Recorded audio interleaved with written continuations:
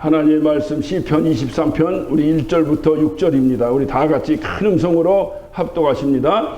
여호와는 나의 목자시니 내가 부족함이 없으리로다. 그가 나를 푸른 초장에 누이시며 쉴만한 물가로 인도하시는도다. 내 영혼을 소행시키시고 자기 이름을 위하여 의의 길로 인도하시는도다. 내가 사망의 음침한 골짜기로 다닐지라도 해를 두려워하지 않을 것은 주께서 나와 함께 하심이라. 주의 지팡이와 막대기가 나를 안위하시나이다. 주께서 내 원수의 목전에서 내게 상을 베푸시고 기름으로 내 머리에 바르셨으니 내 잔이 넘치나이다. 나의 평생의 선하심과 인자하심이 정녕 나를 따르니 내가 여호와의 집에 영원히 거하리로다. 아멘.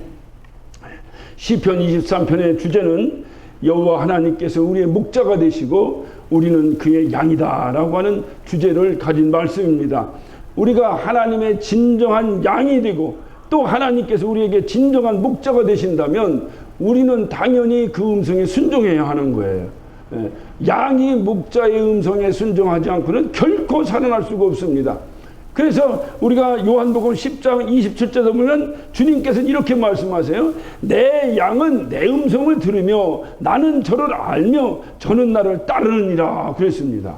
오늘 이 말씀이 굉장히 중요한 말씀이에요. 내 양은, 그래서 주님의 양은 구원받은 거예요. 주님의 양이 아닌 것은 구원을 못 받는 거예요. 그렇다고 한다면 굉장히 중요한 구원의 어떤 논리가 여기에 진행이 됩니다. 내 양은, 다시 말해 주님으로부터 구원받은 자는, 하나님의 자녀는 주님의 음성을 듣는다 그 말이에요. 여러분 주님의 음성을 듣고 계신 줄로 믿습니다. 내가 구원받았다고 해서 구원받는 것이 아니고 구원의 주체는 하나님이시니, 그러니까 하나님이 판단하셔서 저는 구원이고 저는 구원이 아니고를 하나님이 하시는 일이에요. 단지 우리 침례교회에서는 성경적이기 때문에 성경에서 하신 약속을 내가 의지하고 믿으면 구원받는다 해서 오직 모든 교파를 초월해서, 교단을 초월해서 침례교회만 유독이 구원의 확신을 얘기하고 있는 겁니다. 장로교나 이런 일은 구원은 가봐야 하는, 나중에 하는 거지 지금 어떻게 하냐 이건데, 우리 침례교회는 어느 누구나 구원의 확신을 강조하고 지금 내가 확신하지 못하면 구원이 없다라고까지 강조할 정도로 구원의 확신을 강조합니다. 그 이유가 뭐냐? 주님의 약속을 우리는 믿기 때문에 그래요. 내가 나를 믿으면 넌 구원받을 것이다. 그러면 내가 주님을 믿는다 그 말이에요. 할렐루야. 그러면 구원받았다. 내가 믿냐 안 믿냐는 내가 알잖아요. 내가 알아요 몰라요? 내가 하나님 믿나 안 믿나 내가 알아요 몰라요? 내가 알아요. 그러니까 내가 모르면 그는 하나님과는 관계없는 자라는 거예요. 그러니까 너희 안에 예수 그리스도가 계신 것을 스스로 확증하라. 그렇지 아니하면 너는 버리운 자라 그랬어요. 그러니까 스스로, 내 스스로 확실히 증거가 되지 않으면, 그러니까 내 안에 주님이 계신 건 양심에 에리까리한데 이런 사람은 버리운 자라는 거예요. 성경에는 간단하게 버리운 자라고 되어 있지만은 그 말씀을 듣는 우리 입장에서는 버렸다고 하는 것은 뭐예요? 구원을 못 받았다는 얘기예요. 그러니까 내 안에 예수가 계신 것을 스스로 확증하라. 스스로 목사님한테 묻지 말고 나 구원받았습니까 하고 나한테 묻지 말고 내가 알아? 난 모른다. 나는 그냥 다 구원받는 길을 소망하고 구원받은 줄을 믿고 속더라도 나는 그렇게 믿고, 그래서 여러분이 구원받은 것으로 인정하고 여러분과 신앙생활 하는 것이지, 나는 몰라요. 구원은 여러분과 하나님만이 하시는 일이다 그 말이에요. 그러니까 여러분 스스로가 모르면 여러분은 구원받지 못한다. 영접하는 자, 곧 그 이름을 믿는 자들에게는 하나님의 자녀가 되는 권세를 주었다. 하나님을 영접했어요. 예수를 영접했어요. 내 안에 그분이 계시냐 그 말이에요. 영접했으면 계셔야 돼요 안 계셔야 돼요? 계셔야 돼요. 그것을 네 스스로가 알고 있냐 그 말이에요. 알고 있으면 아멘 하시기 바랍니다. 그걸 알고 있는 자가 구원받은 자다 그 말이에요. 스스로 그거를 증명하고 증거할 수 있는 자가 구원받은 자다 이 말이에요. 그러면 여러분이 내 안에 예수가 계셔서, 다시 말하면 그분이 나의 목자가 되셨다고 하는 것을 스스로 증거할 수 있는 방법이 뭐냐 이 말이에요. 말로만 증거합니까? 말로만 그냥 계시다고, 나한테 계시다고 말로만 해도 됩니까? 무엇으로 여러분이 스스로 증거하고 무엇을 스스로 증명할 수 있냐 이 말이에요. 그것은 내가 그의 음성을 듣고 따르고 있다는 거예요.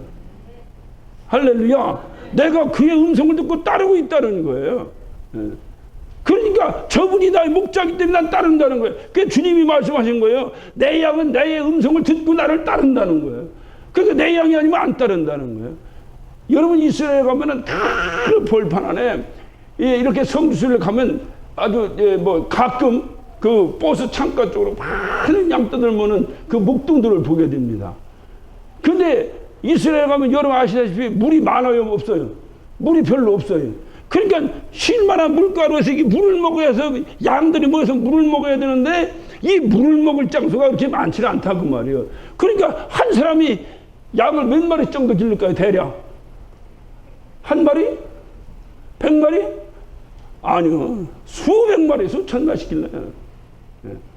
근데 양이 똑같이 생겼어요? 각각 다르게 생겼어요? 예? 우리가 어제 똑같이 생겼지? 미국 사람들이 우리를 보면은 에리까리 하잖아요. 그 사람이 우리도 여기 사니까 이제는 구별하지. 한국에 있을 때 미국 사람 보면 어제 본 사람이 그제 본 사람이 그제 본 사람이 어제 본 사람이잖아. 이게 잘 모르는 거예요. 여기 살면서 이제 우리 사람, 미국 사람 자주 보니까 요거는 히스패닉이구나, 이 사람은 뭐구나, 이게 구별되지. 옛날에 한국 살 때 보면 미군 트럭에서 내리면 다 미군인 줄 알았잖아. 그래 안 그래? 네. 그러니까 잘 몰라. 모르는데 양은 다 똑같아. 그놈이에요. 근데 목동은 양을 안다고 모른다고. 안다고 오늘 주님 말씀하셨잖아요. 나는 저희를 안다 그 말이에요. 주님이 아시는 방법이 뭘까요? 네? 그분은 창조주시니까. 이렇게 얘기하는 사람은 분위기 파악이 안 되는 사람이에요. 목자가 양을 어떻게 아냐 그 말이에요. 자기 양을. 예? 예? 뭐라고 꿍얼꿍얼 거네. 사랑하니까. 이야. 목자가 양을 아는 거죠. 목자가요, 남의 양도 사랑합니다. 남의 양도 사랑해요. 남의 것도 자기 거 가져가려고 하니까 사랑하지. 그런데 그게 아니고 목자가 자기 양을 아는 중요한 방법이 뭐냐면 꼬르륵 하는 소리를 듣고 따라온다는 거예요. 양이. 그래서 그 물가, 조그만 물가에 수많은 목동들이 100마리, 200마리, 1000마리, 2000마리씩 데리고 와서 물을 먹입니다. 막 뒤엉켜서 물을 먹어요. 제 입장에서 보면 참 답답합니다. 저러다가 내 양이 뭔지, 그렇다고 여기다 빨간 페인트, 파란 페인트를 바르는 것도 아니고 내 양이 누군지 어떻게 아냐 이 말 거기서. 그게 물었어요. 이거 어떻게 아냐고. 그랬더니 그들이 웃어요. 웃더니 오르륵 하고 가더라고. 뭔 소리인지. 예, 그 돌고래 소리 비슷해. 오르륵 하고 가더라고. 그러고 오르륵 하고 목자가 움직이니까 오르륵 소리 듣고 오르륵 따라가는 양들이 있어요. 그 양은 그 목자 거예요. 근데 거기 있는 양들이 다 안 따라가요. 다른 목자가 와르르 하니까 또 그렇게 따라가더라고. 나는 와르르인지 오르르인지 다 똑같은 소리 같은데 양은 자기 목자의 음성을 정확하게 구별하고 듣더라 이 말이에요. 그리고 따라가는. 그래서 목자가 양을 볼 때에 저게 내 양이냐 네 양이냐 아무 염려할 필요가 없다는 거야. 오르르 할 때 오르르 따라오면 내 양이고 안 따라오면 내 양 아니요. 그래서 이 다윗이 전직이 뭐예요? 목자잖아요. 목도. 그러니까 양과 목자의 관계의 전문가예요. 그래서 그것을 가지고 시편 24편을 쓴 거예요. 여호와는 나의 목자시니 내가 부족함이 없다. 하나님이 나의 목자시면 나는 하나님이 뭐라는 거예요? 양이요. 그러니까 그가 나의 진정한 목자가 되시면 나는 결코 부족함이 없다는 거예요. 왜? 그의 음성에만 따라가면 쉴만한 물가로 푸른 초장으로 나를 인도하니 나는 부족한 것이 없다 그 말이에요. 양 스스로가 자기가 먹을 것을 걱정하고 양 스스로가 자기가 뭐 할 것 걱정하는 것이 아니라 오직 그분이 나의 목자만 대주시면 나는 그의 음성에 듣기만 하면 그분이 나를 푸른 초장으로 쉴만한 물가로 인도하실 테니 나는 부족한 것이 하나도 없다. 그것을 다윗이 고백하고 있는 거예요. 예수님도 요한복음 10장에 27절 그 말씀을 하신 거예요. 내 양은 나의 음성을 듣나니 그리고 나도 그래서 내 양을 안다. 무엇으로 안다? 내 음성을 듣느냐 안 듣느냐로 저게 내 양이냐 아니냐를 구별한다는 겁니다. 주님이 저게 내 양이다 하면 구원 받는 거예요? 못 받는 거예요? 주님이 저건 내 양이 아닌 것 같다 그러면 구원 받는 게 못 받는 거예요? 심각한 얘기예요. 여러분 주님의 음성을 듣고 계십니까? 듣기만 합니까? 순종합니까? 인도하면 따라갑니까? 너 이리 오라 그러면 오라는 소리만 듣고 있습니까? 아니면 오라면 그 소리 듣고 따라갑니까? 에? 만약에 듣기는 거기 있는 수만 마리 양이 다 듣는다니까요. 나비 목동에 오르르 하는 소리도 다 듣는다니까요. 듣지만 따라가는 것이 듣는 거예요. 내 자녀에게 너 공부 좀 해 이놈아. 그러면 공부하라는 소리를 그 아이가 들어요 못 들어요? 들어요. 그런데 공부 안 해요. 그러면 뭐예요? 너는 어떻게 내 말을 안 듣냐? 그렇게 얘기합니다. 그러니까 말하고 순종해야 듣는 것이지 귀로만 듣는 것을 듣는 거라고 말하지 않는다 그 말이에요. 그러니까 양이 오르르 하는 소리를 다 들어요. 저쪽에 김씨네 양, 이씨네 양, 박씨네 양 다 들어요. 그러나 오직 김씨네 양만이 그 김씨라고 하는 목자가 오르르 하는 소리를 듣고 그걸 따라간다 그 말이에요. 그걸 따라간다 이 말이에요. 그래서 양은 뭐냐? 저분이 나의 목자라고 한다고 내가 고백한다면 나는 당신의 음성에 듣고 당신의 음성을 듣고 순종하겠습니다라는 결단이 함께 따라주는 거예요. 오늘 여러분이 다윗의 입장을 여러분의 입장으로 바꿔서 여러분이 한번 고백해 보세요. 하나님이 나의 목자시면 내가 부족함이 없으리로다. 한번 큰 소리로 시작. 그분이 나의 목자인데 내가 왜 부족함이 없어요? 네? 여기에는 뭐가 존재되는 거예요? 그분의 음성에 듣고 순종해서 따라가겠다는 것이 전제가 되는 거예요. 그럴 때에 내게 부족함이 없다 그 말이에요. 그러니까 신앙생활이 뭐냐고 누가 물으면 신앙생활이 뭐냐? 교회에 있는 겁니다가 신앙생활이 아니라 신앙생활은 뭐냐? 하나님이 나의 목자가 되어주시고 나는 그의 음성에 순종합니다. 이것이 신앙생활이라고 말해야 되는 거예요. 신앙생활을 그러니까 전부 문화적으로 신앙생활 하니까 교회의 본질이 완전히 바뀌어버렸어요. 그래서 교회의 본질이 바뀌니까 교회의 모든 트러블이 뭐냐? 본질에서 트러블 나오는 교회는 이 땅에 한 군데도 없습니다. 여러분 예수 잘 믿다는데 싸우는 교회 봤어요? 주님 음성 잘 듣자는데 싸우는데 봤어요? 기도하자는데 싸우는데 봤어요? 전부 다 거기서 벗어나니까 비본질적인 부분 때문에 전부 싸움이 일어난다 그 말이에요. 하나님 앞에서는 절대로 있을 수 없는 일이에요. 구원받았다고 말은 하지만 정말 구원인지 아닌지는 하나님 앞에 서봐야 알아요. 그런 사람들은. 그 우리 침례교회에서는 왜 구원의 확신을 강조하느냐? 그 구원의 확신을 강조하는 것은 하나님이 이렇게 약속하실게 나는 그 약속 때문에 믿으니까 그렇다라고 하는 1차적인 이유도 있지만은 내가 하나님 믿는다는 건 뭐냐? 바로 하나님이 나의 목자가 되어주시고 나는 그의 양이다라고 하는 목자와 양의 관계를 성립시켜버리는 거예요. 그래서 그를 영접했다고 하는 거 뭐냐면 내가 그의 인격을 그의 어떤 그 뭐라라 이 옥소도스 이게 권위 이런 것들을 내가 인정한다 그 말 인정한다. 그러니까 그 권위를 인정하니까 그가 오라 하면 오고 가라 하면 가고. 그래서 주의 종이 하는 말이 뭐예요? 나는 무유감 종일 뿐입니다. 주인이 하라면 하고 쓰라면 쓰고 하지 말라고 하지 않는 무익한 종에 불과합니다. 이것이 주님과 우리의 관계가 되어야 된다 그 말이에요. 그래서 시편 23편을 통해서 우리가 분명히 알아야 되는 것은 하나님이 나의 목자가 되시고 나의 그의 양이다. 그게 진정한 하나님이 진정한 나의 목자가 되주시고 내가 진정한 하나님의 양이라는 이런 온전한 하나님과의 관계가 이루어진다면 나는 그의 음성에 순종해야 하며 그렇죠? 나는 그의 음성에 순종해야 하며 또 그의 음성에 순종하면 오늘 주님이 이 다윗을 통해서 말씀하신 시편 23편에 주시는 이 놀라운 복, 부족함이 없는 복, 내 영혼이 소생하는 복, 음침한 골짜기를 다닐 때도 해를 받지 않는 복, 주님이 항상 나를 지키시는 복, 원수의 목전에서 상을 베풀어 주시는 복, 이 모든 복이 어디서 나오느냐? 하나님의 음성에 순종해서 따라갈 때에 나온다 그 말이에요. 이 사실을 믿으시면 아멘 하시기 바랍니다. 이게 시편 23편이 우리에게 주는 생명의 말씀이에요. 근데 우리는 복 받기는 다 원해요. 복 받지 않는데 싫어하는 사람은 이제까지 본 적이 없어요. 복 무슨 바가지 긁는 소리지 뭐야. 복. 근데 그렇게 복을 원하는데 복을 받는 원리를 복을 받는 방법을 따르질 않는다 이 말이에요. 그러니까 예수 믿어도 복을 받아요 못 받아요? 못 받아요. 그러고서 자기가 따르지 않아서 못 받아놓고 하는 소리가 에이 교회 다녀도 소용없다 이렇게 하고 떠나는 거예요. 얼마나 이런 사람이 주변에 많으냐 이 말이에요. 얼마나. 얼마나 이런 사람. 그래서 복 있는 사람은 악인의 길에 서지 않는다는 거예요. 그러니까 복 있는, 처음에 교회를 따고 와도 복 있는 사람은 좋은 것만 보여. 이거 다 좋아. 목사가 얼마나 미남인지 모른다는 거예요. 난 진짜 은혜 받은 사람 치고 한때 내가 그 소리를 안 들어본 적이 없어, 내가. 나보고 좀 뭐가 어떠니, 뭐가 키만 크니, 뭐가 어떠니, 뭐 어쩌니, 이런 사람은 거의 은혜가 없는 사람이에요. 다 좋은 것만 보이는 거야.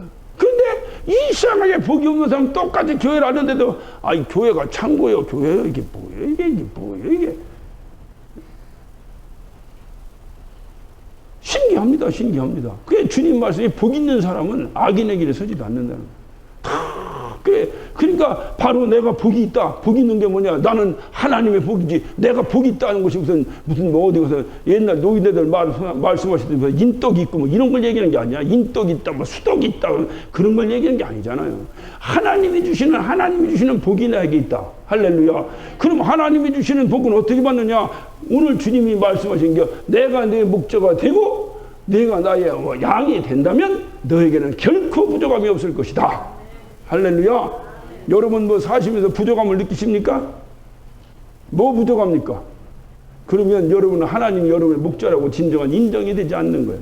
그래서 사도 바울이 고백한 거야. 나는 가난해 보기도 하고 부자로 살아보기도 하고 배고파 보기도 하고 배불러 보기도 하고, 그러나 나의 일체의 자족의 비결을 알았다는 거예요. 스스로 만족하는 비결을 알았다는 거예요. 내게 능력 주신 자 안에서 나는 모든 것을 할 수 있느니라. 할렐루야. 이게 은혜 받은 사람이에요. 하나님이 나의 목자가 되시면 나는 다 할 수 있으니 부족함이 없다, 이 말이에요. 하나님이 나의 목자가 되시면 그분이 알아서 푸른 초장으로 10만원 물가로 인도하시니 부족함이 없다, 이 말이에요. 뭐가 부족해? 뭐가 부족해? 여러분이 사는 게 뭐가 부족해서 그 부족함 때문에 여러분의 인생이 날마다 주저앉아 있냐, 이 말이. 그 세상 사람과 다른 바가 하나도 없어요. 성경은 조건은 한 가지입니다. 하나님이 나의 목자가 되주시면이라고 하는 조건에는 없어요. 다른 조건, 이 조건 외에 다른 조건을 내세우며 부족함을 얘기한다면 여러분은 난 크리스찬이에요. 구원이 없는 사람이에요. 저는 단호히 말합니다. 여러분 구원받는 게 쉬운 줄 아세요? 예수 믿으면 어쩌고 예수 믿는 게 교회 나온 건 줄 아세요? 이 땅에 있는 이 로컬 처치는 구원받은 자와 구원 못 받은 자가 같이 공존하는 거예요. 이 안에서도 구원받은 자가 있고 구원 못 받은 자가 있어요. 어이, 괜히 교회에 왔네요. 오늘 괜히 교회에 온 것이 아니라 오늘 여러분 복 있는 말을 듣는 겁니다. 내가 구원 못 받았다는 얘기를 듣는 거예요. 여러분 이렇게 살다 죽어요. 목사가 장례 치릅니다. 장례 칠 때 목사가 이 사람 구원 못 받았습니다라고 하는 목사를 이제까지 들어본 적이 없어요. 나도 그렇게 해본 적이 없어요. 감으로는 구원 못 받은 것 같은데도 구원 받은 자라고 해서 하나님의 소천이라고, 소천을 하늘에서 나를 부르셨다는데 어디 하늘에서 나를 불러? 그런데도 그냥 구원 받았다고 장례를 인도하는 거예요. 왜? 남아있는 가족 때문에 그렇게 하는 거예요. 여러분 그렇게 가시기를 원하십니까?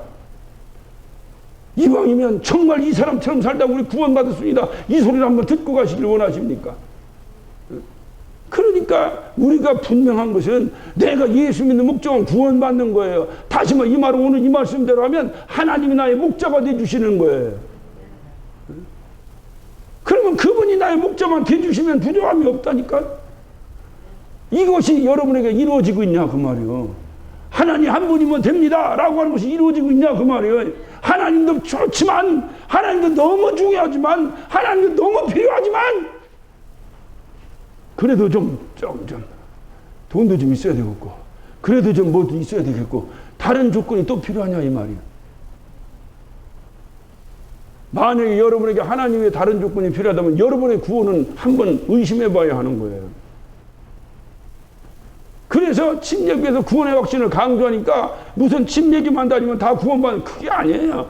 이렇게 어떤, 그래 제가 끊임없이 여러분에게 말씀해요. 구원의 커트라인을 높여라. 구원의 커트라인을 높여라. 내가 구원의 커트라인 이만큼 높여놓고 기준을 놓고 살다가 나중에 주님 만났더니 구원의 커트라인 이만큼 되면 훌쩍 넘어가면 되는 것이고, 그런데 내 스스로 구원의 확신을 낮춰놨다가 나중에 주님 만났는데 주님이 구원의 확신을 이만큼 높여놨으면 어떡할 거냐고 말이에요.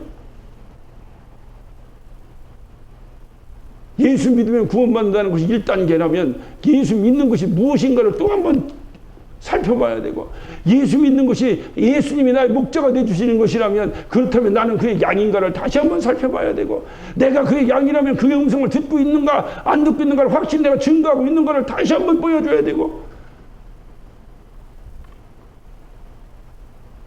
언제 어떻게 될지 몰라요. 이제는 피부로 체감할 수 있을 정도로 주님이 말씀하신 말씀처럼 무화과 나무까지가 연해지고 그 끝에 싹이 나면 여름인 줄 알거든 라고 말씀하셨듯이, 이제는 우리가 피부로 느낄 정도로 마지막 때를 다가오고 있다고 하는 사실을 누가 거부하겠어요? 어제가 미국이 독립기념일입니다. 미국이 영국으로부터 독립했어요. 문제는 뭐냐? 미국이 하나님으로부터도 독립하려고 난리치고 있어요. 여러분, 이런 세상이 마지막입니다. 여러분, 이 세상에 어느 나라가 하나님 말씀을 기초로 해서 나라가 세워진 나라가 어디 있습니까? 여러분, 이 세상에 어느 나라가 하나님 말씀을 기초로 해서 나라가 세워진 나라가 어디 있습니까?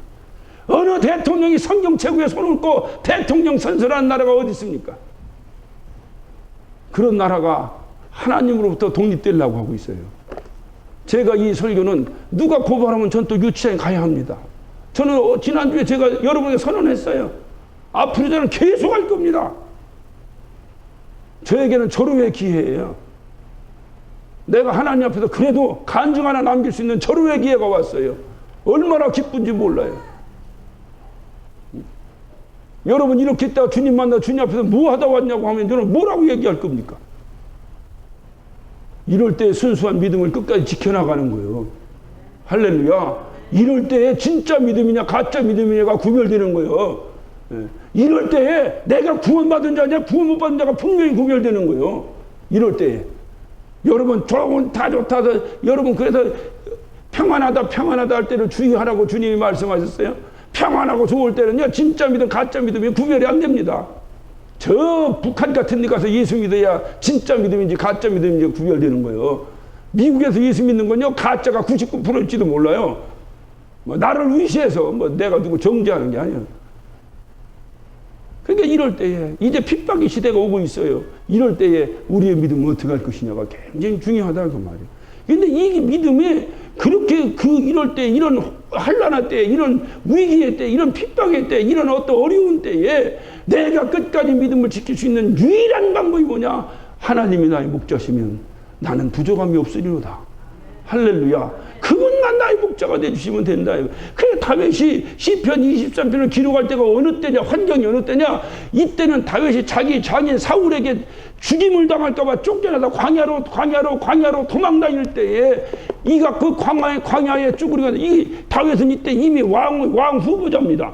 이미 왕으로 기름 부음을 받은 자예요. 근데 이 당시 왕은 사울이었습니다. 근데 이 사울이 자기 사위가 다음 땡에 왕이 된다면 기뻐요, 슬퍼요? 감히 전혀 안 오지? 여러분 사위가 그것 같지 않으니까. 내 사위가 왕이 된다면 좋아요, 싫어요? 그런데도 이 사울이 어찌된 일인지 자기 사위를 죽이려고 몰아쳐가지고 이가 광야로 도망다니는 거예요. 그 광야에 도망다니면서 얼마나 궁핍하고 그 광야 생활이라는 게 얼마나 힘들고 광야 생활인 게 얼마나 고통스럽겠습니까? 그것도 자기가 왕 후보자인데, 원래 광야에서 사는 거렁뱅이도 아니고 뭐 자기가 왕 후보자인데, 왕 후보자가 내가 가만히 있으면 저 왕궁에 들어가서 왕이 되는 사람인데, 왕 후보자인데 왕 후보자가 지금 죽을까봐 쫓겨가가지고 광야에 도망다니면서 그 모든 온갖 고통을 당하고 있다고 생각해 보세요. 그 고통은 배가 되는 겁니다. 얼마나 힘들고 어렵겠어요, 다윗이. 그 심정 가운데서 오늘 시편 23편을 기록한 겁니다. 그는 아무것도, 내 장인이 왕인 것도 필요 없다. 내 마누라가 이쁜 것도 필요 없다. 내 자식이 잘난 것도 필요 없다. 다 필요 없다. 이 상황에서 내 자식이 나를 지켜주는 것도 아니고 내 마누라가 나를 지켜주는 것도 아니고 내 아버지, 내 장인이 나를 죽이려고 덤벼든 판에 무엇이 나에게 필요하겠는가? 오직 하나님이 나의 목자시면 나는 더 이상 부족한 것이 없다. 놀라운 고백이에요. 이런 고백이 저와 여러분 가운데 있느냐 그 말이에요. 그 시편 23편을 볼 때는요, 이런 애절한, 우리가 예전에 우리 어머니들 부르던 노래에서 단장의 미아리 꼬기라서 단장의 미아리. 난 그 단장의 미아리 꼬기라서 미아리 꼬 가려면 단장을 하고 가야 되는가 보다, 어려서. 네. 이 단장의 미아리 꼬기라는 게 뭐냐면 단장, 끊어질 단자 장, 속에 장기가 끊어지는 고통을 가지고 철사줄로 꽁꽁 묶인 채로 이렇게 가는 거예요. 이렇게. 예? 그게 뭐냐면 그 6.25 때 그 인민군에게 잡혀가지고 그래서 끌려가는 그것을 바라보면서 쓴 노래예요. 그것이 단장의 미아리 고개, 장이 끊어지는 고통을 미아리 고개다 그 말이에요. 오늘 이 다윗이 고백하고 있는 이 시편 23편은 이 단장의 시입니다. 이게 다윗이 시인이라니까 무슨 좋은 왕궁에 앉아갖고 부도 하나 들고 멋있게, 이게 아니에요. 광야에 쭈그리고 앉아 이 비참함을 한번 생각해보세요. 얼마나 인간이 비참하면 지 아버지한테까지 쫓겨갈까? 그때 이게 고백. 그래서 모든 고난을 통해서, 주님도 고난을 통해서 겸손을 배웠다 그래서 주님도 고난을 통해서 하나님을 알아가는 거예요. 그래, 이 기독교가 참 묘해요. 좋은 데서 하나님을 알아야 되는데 이상하게 좋은 데서 하나님을 못 만나. 좋은 데 가면 여기가 더 좋사오니 나를 여기 머무르게 하옵소서 이래. 근데 고통 가운데 있으면 아이고 주여 그러니까 하나님이 우리를 고통 가운데 밀어야 되겠어, 편한 데로 놔둬야 되겠어. 아니 뭐 대답을 해봤는데 우리를 고통 가운데 밀어야 되겠어, 편한 데 내밀어둬야 되겠어. 고통과 밀어야 되겠어? 그러면 고통 가운데 가 있으면 감사해야지. 왜? 아이고 내 무슨 팔자가 나는 이래서 저래서 이 소리를 못 알아 해. 그런데 고난 가운데 들어가서 아하 이 세상이 다 그렇구나. 믿으리가 어딨냐? 믿으리가 어디 있어? 남편을 믿냐? 자식을 믿냐? 그들은 그냥 나의 사랑의 대상이지 믿음의 대상이 아니다. 믿음의 대상은 누구냐? 하나님, 당신만이 나의 믿음의 대상이요, 당신이 나의 인도자요, 당신이 나의 목자요. 할렐루야. 그러면 나는 부족한 하나도 없습니다. 까짓거. 여기에 까짓거가 들어가야 돼요. 번역에. 까짓거. 당신만이 나의 목자라면 까짓거 부족한 거 없습니다. 뭐 내 장인이었다까 자식이었다까 많은 뭔 소용이 있습니까? 당신만이 나의 목자면 까짓거 이게 들어가야 돼. 부족함이 없다 이 말이에요. 이런 다윗의 이런 고백과 여러분의 고백이 같이 합치되고 있느냐 그 말입니다. 같이 이렇게 합치되고 있습니까? 그 정도 수준이 돼야 되는 거예요. 그래야 내가 구원받았다. 여러분 누가 뭐래도 다윗은 구원받았겠지. 그래 안 그래요? 잘 모르지. 가봐야 알겠어? 예? 아니 하나님 마음에 합했던 사람이라는데 구원받았겠어? 못 받았겠어? 받았겠죠? 아니 예수님이 아브라함과 다윗의 자손이라는데 예수님 조상이 구원 못 받았으면 어떡해? 그러니까 구원 받았겠지? 그러면 구원 받으면 최소한 다윗 수준은 가야 구원 받겠죠? 그러니까 성경을 이게 신중하게 봐야 된다니까. 그냥 보면 안 돼. 굉장히 중요합니다. 그러니까 그분이 나의 목자가 되시면 나는 부족함이 없으리로다. 그래 왜 부족함이 없나 봤더니 그분이 나의 목자가 되시면 시편 23편에 이 모든 복은 나의 것이 되기 때문입니다. 그 말. 그래 다윗이 일찍이 목동 생활했기 때문에 너무나 잘 알아 고백하는 거예요. 그러니까 주님이 나를 인도하시고 그 인도하시는 음성대로만 듣고 따르기만 하면 되는데 오늘날 우리는 어떻게 하느냐? 내가 계획을 세워서 내 계획을 다 주님이 부르시는 대로 음성대로만 따라가면 푸른 초장과 신만한 물가에 도착할 줄로 믿습니다. 뭐 아멘이 없잖아. 주님이 나의 목자가 돼서 그분이 나를 인도하시는 음성만 듣고 따라가면 푸른 초장과 신만한 물가에 반드시 도착할 줄로 믿습니다. 이것이 믿음이거든. 믿음. 도착했는지 안 했는지 몰라. 가봐야 하는 거지. 그런데도 따라가는 거예요. 왜? 믿으니까. 무슨 얘기 하겠어요? 이것을 믿음이라고 하는 거예요. 도착한 다음에 믿습니다 하는 사람은 정신병 가야요. 그 사람은. 도착하기 전에도 이미 저분이 나의 목자고 선한 목자시기 때문에 분명히 저분만 따라가면 나는 물가로 가고 초장으로 갈 수 있다고 하는 사실을 믿으니까 따라가는 거예요. 그 믿으니까 순종하는 거예요.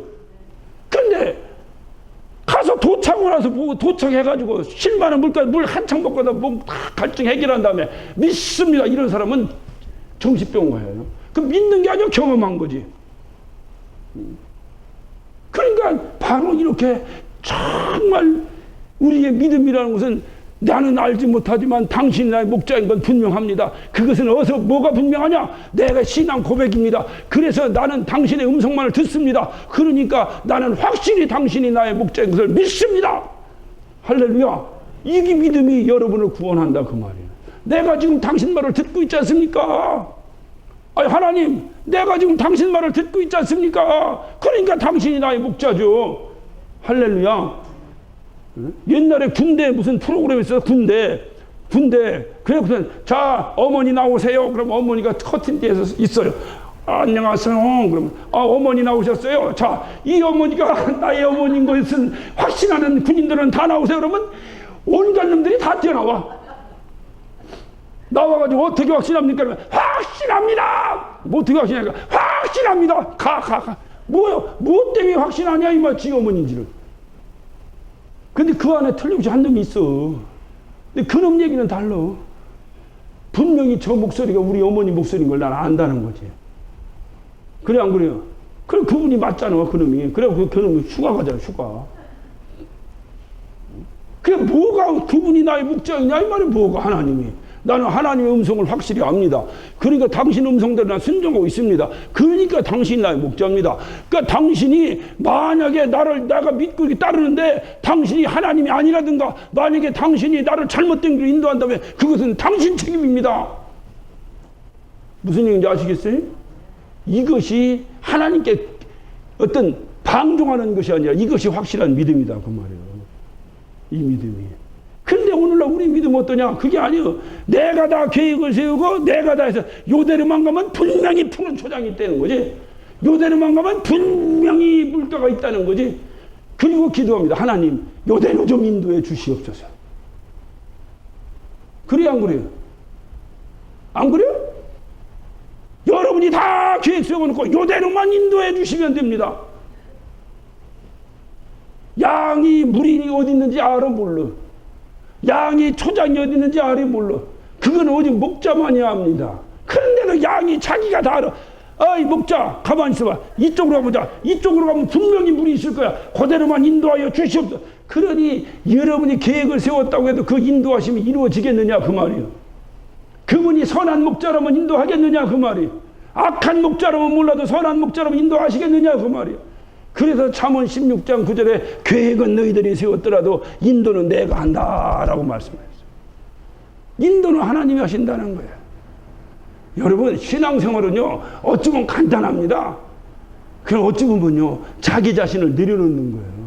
나를 내려놓지 않으면 나의 이 어떤 로드십, 나에 대한 로드십, 오너십, 이런 주인의식 이런 것을 다 내려놓아야 돼요. 내려놓고 오직 주님 당신만이 나의 주인이십니다. 당신만이 나의 목자이십니다. 이것이 바뀌어야 되는 거예요. 그것만 바뀌면 다윗 같은 고백이 이루어지는 거예요. 그러니까 오늘날 우리의 신앙생활이 왜 어려우냐. 내가 계획을 세우고 그래서 주님의 음성을 듣고 주님의 음성을 선포하고 주님의 음성대로 순종하고 이렇게 해야 되는데 전부 자기 생각을 갖다가 성경책을 가지고 합리화시키려고 하고 그러니까 이단이 나오는 거예요. 전부 다 자기 생각을 다 해놓고 이 성경을 어디 꿰맞춰보려고 거기 찾아가지고 이거 이단 엽착이라고 하는 거예요.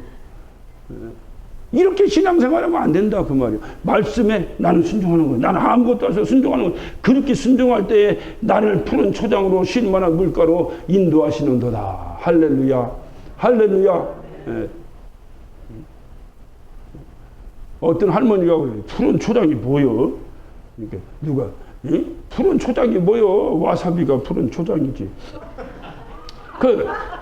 아니 와사비가 왜 푸른 초장이야? 그러니까 초장이 고추장인 줄 아는 거야. 그런데 푸른 초장이니까 와사비가 초장이라고. 근데 왜 하나님이 와사비를 인도하신다냐? 내가 충청도 말로 하니까 충청도 할머니가 했다고 오해하지 말아요. 그냥 내가 충청도 사람이다. 충청도 말로 한 것이고, 저 경상도 할머니가 그랬어요. 그분이 나를 푸른 초장인 거예요. 그래서 푸른 초장을 인도하시니까 가면 내가 뭐 하겠어요? 푸른 초장 가면 내가 뭐 하겠어요? 못 걷지. 물가에 가면 내가 뭐 하겠어요? 못 걷지. 우리는 물가에 가면 텐트 치고 노는데 양들은 뭐 물가에 가면 못 걷지, 물을.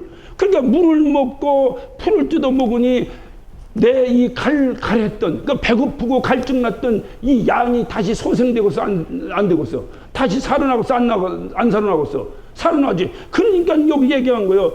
여호와는 나의 목자시니 내가 부족함이 없으리로다. 그가 나를 푸른 초장에 누이시며 쉴만한 물가로 인도하시는다. 내 영혼을 속에 소생시키시며 쉴만한 물가 인도해서 가니까 내 영혼이 다시 소생한다 이 말이에요.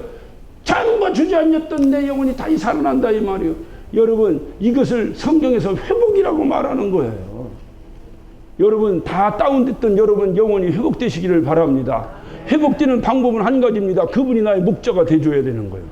그분 음성에 순종해야 되는 거예요. 그러면 회복이 된다는 거예요. 그리고 여기서 중요한 게 자기 이름을 위하여 의의 길로 인도하신다. 이 말을 다른 말로 말하면 자기 이름이 뭐야? 하나님 이름이요. 하나님이 내가 내 말만 듣고 내 말에 내가 하라는 대로 순종만 하면 내 이름을 걸고 내가 너를 의의 길로 인도할 것이다. 그 말입니다. 여러분, 자기 이름을 건다는 것이 얼마나 중요한 건지 아세요? 여러분, 이 세상에 살면서 뭐하면 야, 내 이름을 걸게, 내 이름을 걸게 하잖아요. 주님 말씀을 너는 땅에 있으나 하늘에서나 하나님 앞에서나 사람 앞에서나 절대로 맹세하지 마라. 우리는 맹세할 수 없어요. 왜? 우리는 맹세해봤자 지키지 못하는데 뭐. 그러니까 우리는 맹세할 수 없어요. 그러나 중요한 사실은 뭐냐? 하나님은 창조주시요 만물의 주인이셔. 할렐루야. 그분은 못하시는 것이 없으신 분이요. 그러니까 이분만이 맹세하시는 거예요. 오로지 하나님만이 맹세하시는 거예요. 내가 나를 목자로 생각하고 내 양이 진정한 양이 된다면 내가 너의 생명은 책임져 주겠다. 약속하시는 거야. 네. 그래서 바로 네가 나를 그렇게 따르면 내가 내 이름을 걸고 너를 의의 길로 내가 인도해 줄 것이다. 내가 이름을 걸고. 그래서 내가 사망의 음침한 곳자에 다닐지라도 해를 두려워하지 않을 것은 이건 뭐냐? 하나님의 인도하심을 따라서 내가 가더라도 사망의 음침한 곳자기를 가더라도 그 사망의 음침한 곳자기가 하나님의 인도하심이라면 나는 그 길을 가겠다 그 말이에요. 그 길을 가더라도 나는 해를 조금 더 두려워하지 않는다. 왜? 이유는 뭐요? 뭐라 했어요? 예? 그거 뭐라 했어요? 해를 두려워 않고서 왜? 주께서 나와 함께 하심이라. 하나님이 나와 함께 인도하시는 그분이 어느 곳을 가든지 나와 함께 하신다는 거예요. 목자가 양을 버리고 가는 거 봤습니까? 끝까지 나를 함께 하시기 때문에 내가 사망의 음침한 골짜기를 다닐지라도 조금도 해를 두려워하지 않을 것은 주께서 나와 함께 하심이라. 할렐루야. 주께서 나와 함께 하심이라. 우리는 다니엘을 잘 알아요. 다니엘이 기도하지 말았는데도 예루살렘 쪽을 향해서 문을 열어놓고 하루에 5번씩 몸부림치며 기도합니다. 그가 사자굴에 떨어졌습니다. 사망의 음침한 골짜기에 떨어졌어요. 항상 기도하고 항상 하나님께 감사하는 주님 말씀에 순종해서 그는 기도한 거예요. 사자굴에 떨어졌어요. 그러나 그 사자굴 안에서도 하나님이 함께 하신 거예요. 조금도 해를 받지 않았어요. 그것을 이 다윗은 이미 그 전에 고백하고 얘기하고 있는 거예요. 그러니까 다윗의 이런 경험이 다니엘에게 있었던 것 같아요. 다니엘의 세 친구는 어떻습니까? 그 느부갓네살 왕 그 우상에게 절하지 않는다고 해서 평소보다 7배나 뜨거운 그 풀무불 가운데 떨어졌습니다. 사망의 음침한 골짜기에 떨어졌습니다. 그러나 머리털 하나 그을리지 않았다 했어요. 왜? 하나님이 함께 하시기 때문에. 할렐루야. 이것을 오늘 이 다윗은 고백하는 거예요. 그래서 절대로 그렇지 않다. 그래서 그가 하나님이 함께 주의 지팡이와 막대기가 나를 안위하시나 주의 능력으로 나를 다 지켜주시기 때문에 나는 조금 더 뭐 겁날 것도 없다 하면서 5절에 이렇게 하면 주께서 내 원수의 목전에서 내게 상을 베푸시고 기름으로 내 머리에 바르셨으니 내 잔이 넘치나이다. 주께서 내 원수의 목전에서 내게 생을 베푸시고. 다윗이 어떻게 알았어요 이거를? 다윗의 원수는 사울입니다. 사울의 그 원수의 목전에서 상을 베푸실 것을 어떻게 알았을까? 이게 믿음이요. 근데 그대로 됐어요 안 됐어요? 에?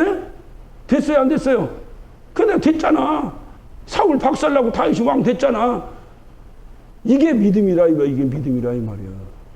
그대로 되는 거야. 그래서 정말로 내가 하나님 앞에 그 음성에 순종하는 삶을 사느냐 그렇지 않느냐는 어디서 판가름 나느냐, 원수의 묵전에서 판가름 나는 거예요. 평안할 때는 판가름이 안 납니다. 그 사람이 그 사람이고 그 사람이 그 사람이고 다 순종한다니까 순종하는 줄 알고 다 그렇게 살아갑니다. 어려운 일이 당하고 핍박과 환난이 닥치고 원수가 눈앞에 있을 때, 그때도 주님 말씀에 내가 순종할 것인가 안 할 것인가, 거기서 판가름 나는 거예요.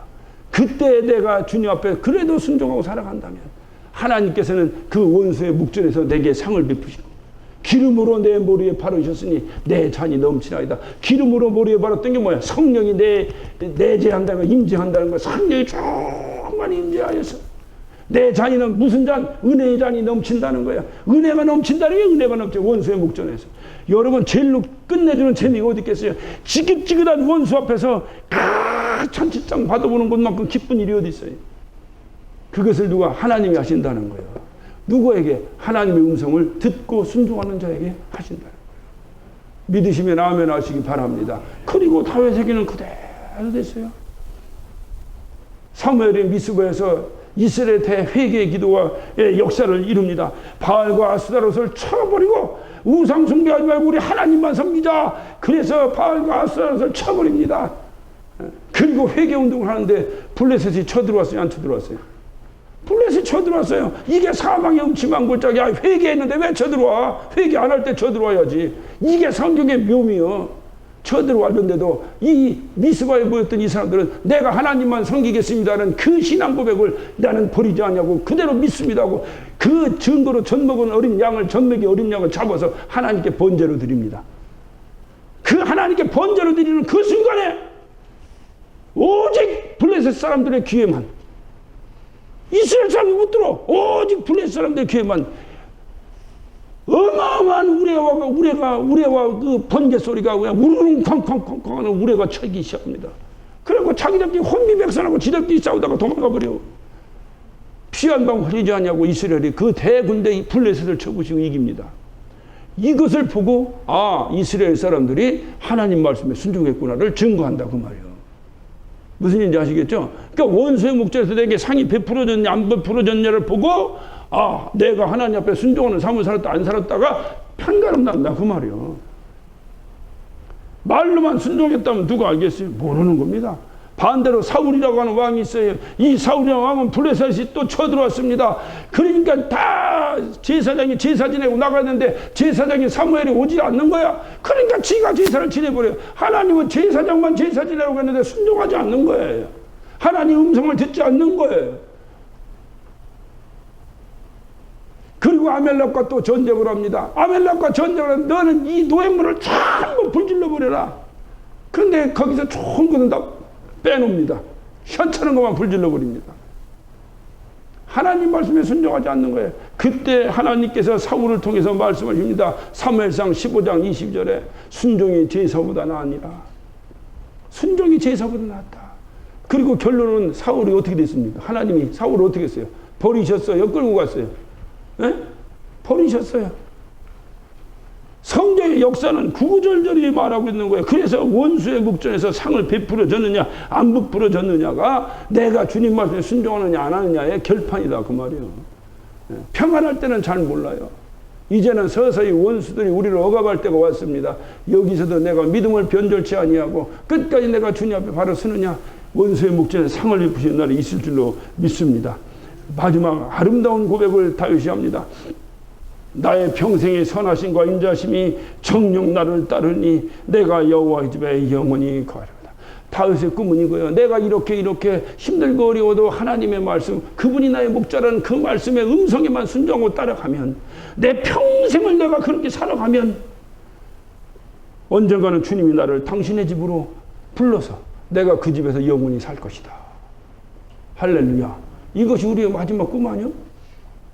이것이. 그래 다윗이 그런 거야. 내 평생의 선하심과 인자심이 정녕 나를 따르니 내가 여호와의 집에 영원히 거하리다. 그 천국에서 영원히 살 것이다. 다윗이 신앙의 핵심은 바로 목자 되신 하나님의 음성에 순종하는 거예요. 오늘 저는 이 다윗의 신앙 고백을 통해서 우리의 신앙 고백으로 바꾸기를 원합니다. 우리의 신앙의 핵심은 뭐냐? 나의 목자 되신 하나님의 음성에 순종하는 거다. 할렐루야. 나의 목자 되신 하나님의 음성에 순종하는 거다. 크게 합시다. 이게 크게 합시다. 예. 일당 100으로 한번 해야지. 일단 그래야 이게 무너지든지 말든지 해야 또 더 큰 전 주실 거 아니에요. 자, 뭐라고 그랬어요? 예, 하나님이 아니 그거 아니지. 그러니까 잘할 때 잘해야지. 잊어먹었잖아. 신앙생활은 하나님의 음성에 순종하는 거다. 네, 신앙생활이 뭐냐? 하나님의 음성에 순종하는 거다. 하나님의 음성에 순종하는 거다. 그래서 정말로 하나님의 음성에 순종하고 다윗과 같이 부족함 없는 은혜를 누리시기를 예수 이름으로 축원합니다. 네, 기도하십시다.